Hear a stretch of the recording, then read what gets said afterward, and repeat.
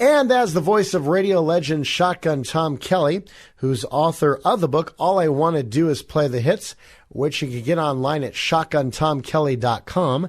That's Kelly, shotguntomkelly.com. And last time we talked about Tom's Emmy-winning game show Words A Poppin', which he hosted for 5 years, as well as his journey to 136 KGB, realizing his dream of becoming a boss jock. Charlie Van Dyke hired you at 136 KGB when you were only about 21 years old. So I sent a tape, and he listened to the tape, and he called me at my Bakersfield apartment, and he goes, Shotgun, this is Charlie Van Dyke. He said, well, I got your tape, and it sounds too good. He said, when you least expect it, I'm going to come up to Bakersfield, and I'm going to hear you live on Caffey. So you better do good shows for the next 2 weeks. And, boy, I did impeccable shows for the next 2 weeks. And there was Charlie outside the window of the Bakersfield KAFY studio. And so he took me to dinner, and he said, how bad do you want to be at KGB? And I said, Charlie, more than anything in this world. And he extended his hand, and he said, welcome to KGB. And by the way, that story is in the book. I hate to keep bringing the book up, but, I got two copies here. Come on. Exactly. Get some copies, folks. Get right now at shotguntomkelly.com or on Amazon or Barnes & Noble, or maybe your mom and pop bookstore has it as well. Just check it out. His book, All I Want to Do Is Play the Hits. And, and you were at, in fact, there was a documentary. It's on YouTube. You can check it out, where it's kind of a day in the life of Shotgun Tom Kelly. And it was made in late 71, early 72. Mm-hmm. And that was at KGB, if I'm not mistaken, correct? That's right. That's right. And by the way, Josh, that was not a video. That was shot on film. That's right. And by this guy that I mentioned earlier, Wes Owen. He's a very smart guy, and he's a very inventive guy. What he did, he shot me at KGB on Super 8 sound film. Now, here's what he did to get the sound. First of all, Super 8 is just silent, right? But he had a little tape recorder there, a stereo tape recorder, and on the left channel he had in-studio noise, and then on the right channel he had a radio plugged into there. Mm. So he switched from in-studio to the radio, and that's why it's such good quality on that film. And when you see that film, and by the way, that film is also in my book, All I Want to Do Is Play the Hits. It's on, you scan your QR code, and there it is. It's also on YouTube if anybody wants to see it. But that's a film. That is a film of me driving my car, getting into the car, driving to KGB, and doing the show. And the outside, they had this neon of KGB, and he had a beautiful shot of that neon. But anyway, it's really a classic piece, and I would highly suggest people to view that, because it was not video. They didn't have video, cameras back then. That's right. Yeah. I mean, they may have had them, but they didn't have remote video cameras. Usually video cameras, were very expensive, and usually only television stations had video. But that's and television stations really shot a lot of film back in those days. That's right. Yeah. Yeah. No, that's really good. You brought that up, man. And now it took place over just the day. How long did it take to film and then edit the production to put it out?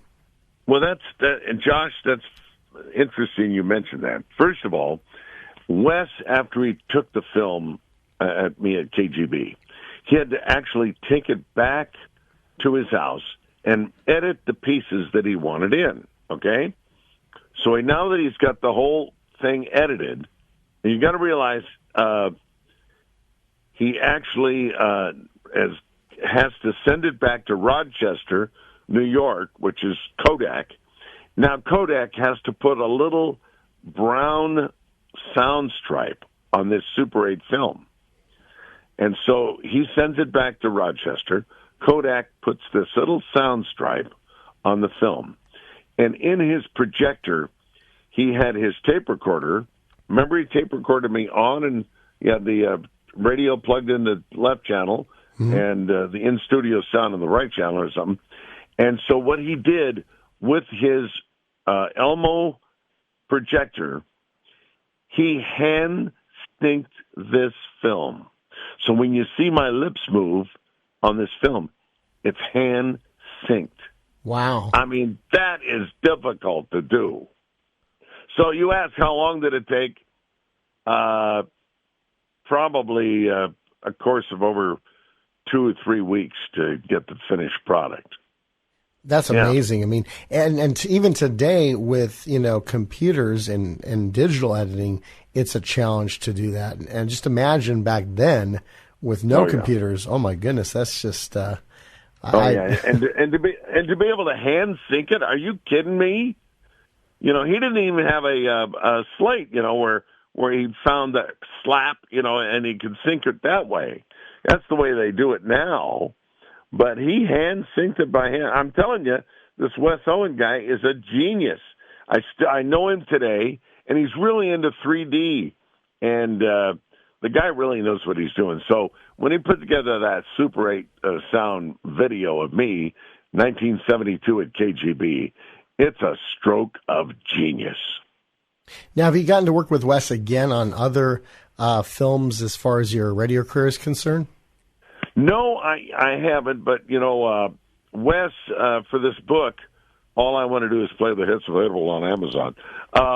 Anyway, with this book, he clarified all the pictures. Some of the pictures were in bad shape, and Wes, being a guy who knows how to do that, made these pictures in my book pop. They are crystal clear. So when you order your book from Amazon, hard copy, order the hard copy. That is a beautiful piece. Every picture is pristine. It's like you're looking at a photograph. Usually when they print a photograph on paper, it loses something. You know what I mean, Josh? Oh, yeah. There's no loss in the quality of the pictures when you order Shotgun Tom. All I want to do is play the hits on Amazon. That is the best version, and it's the hard copy. I remember talking years ago with Fred Westbrook, who is a game show agent to many legendary game show hosts, and he said oftentimes when people buy the book, they always gravitate toward the pictures first. And so this sounds like a great offer. And at KGB, how much creativity did you have as far as being able to break new music? Because back in the early days of Top 40 radio, a disc jockey would put their good name on the line to break a song. How much creativity did you have at KGB compared to like your early stations like KFY and KCY? None whatsoever. The playlist, you went in there and the playlist was set. You had a rotation of songs that you played on your show, but you couldn't bring any new stuff in. You had to play what was there. And we rotated all the songs, the top 30 hits. And you had to do the rotation because you didn't want to play, a song that the previous jock played in the next hour. So it was set up like that, but you could never, ever play your favorites. And even requests were they were locked in. Everything was locked in at KGB. Where right now, on my Sirius XM show on Channel 73, I get email, as you know, Josh. People send me an email for a song, and so Sirius lets me go into the computer, find that song, drag it in. Like, for instance, in today's show, somebody requested there's two versions of the Duke of Earl. There's Gene Chandler's the Duke of Earl. And then there's the Duchess of Earl by a girl group. So they wanted to hear the girl group, so that's what I played on today's show on Sirius XM channel 73, 60s Gold. Wow, I've never heard the Duchess of Earl. After we get off the phone, I'm going to listen to that because I'm curious to hear what it sounds like. Yeah, it's on YouTube. Yeah, because I remember going to the Experience Music Project in Seattle. It's kind of like the West Coast version of the Rock and Roll Hall of Fame, although it focuses more on the Northwestern bands, and they had these exhibits, like the Battle of the Bands. Which version of Louie Louie is going to be number one? Is it going to be the Kingsmen or Paul Revere and the Raiders? And then they had other groups like the Sonics, the Frantics. In fact, the Sonics hit "Have Love Will Travel." I ended up hearing first there, and then about 6 months later, I heard it on a television commercial.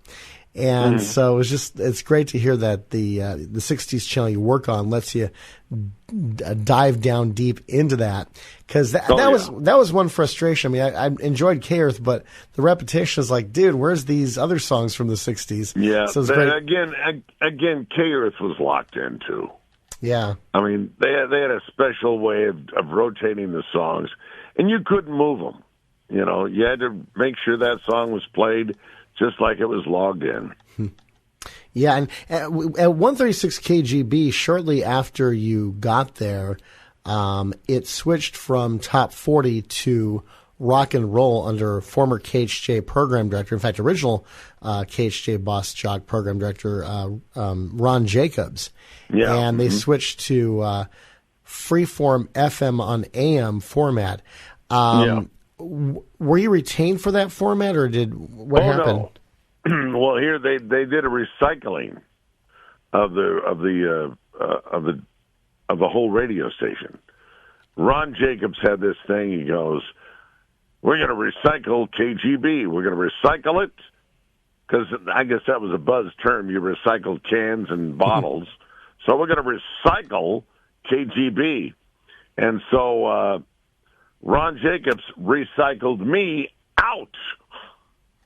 So I was fired. I was fired. Yeah. So I never got to experience that part of it. No. Oh, okay. But shortly after, you were hired by Buzz Bennett at KCBQ. Yeah, I was. That was during the. I hated to leave Charlie Van Dyke. This is before the Ron Jacobs thing. Mm-hmm. This is back in 1971. Evidently, Mr. Drake didn't think I had enough experience.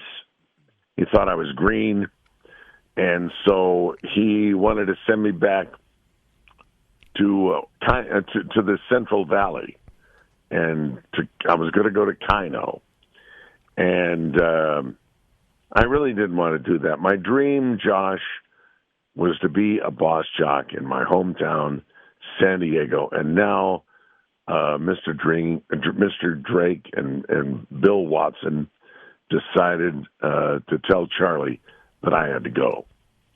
So I was distraught. I really was. So for about 24 hours, and my wife, Linda, and this is in the book, my wife, Linda, worked over at KCBQ with Buzz Bennett and Rich Brother Robin. And so she knew that I was being fired. And so I had 2 more weeks left. I had a 2-week notice. And so she told Buzz Bennett and Rich Brother Robin to take a listen to my show. So they listened to me, and they go, well, let's just bring him over here. And again, this is amazing. Remember, Peter Huntington May left KGB to come to KCBQ. Now, Peter Huntington May left KCBQ, and there I go in again. Yeah, it's amazing how I always follow that guy. That guy gets tired of a job, so he leaves, and I go in and get it. Kind of like how Timothy B. Schmidt replaced Randy Meisner both in Poco and Lair of the Eagles. Yeah, there you go. So anyway, then I went over to KCBQ and worked for the genius Buzz Bennett. Now, that's a real genius. And it's in my book. And we are talking to the author of the book, All I Want to Do Is Play the Hits, which is available at Amazon, Barnes & Noble, and shotguntomkelly.com. That's shotguntomkelly, KELLY.com. And next time, Shotgun mentions a book that Buzz Bennett recommended to him, plus which B-side Rod Stewart hated, but became one of his best-selling singles of all time, and a new radio single that KCBQ spent a month teasing. You'll find out why that story is talked about to this day.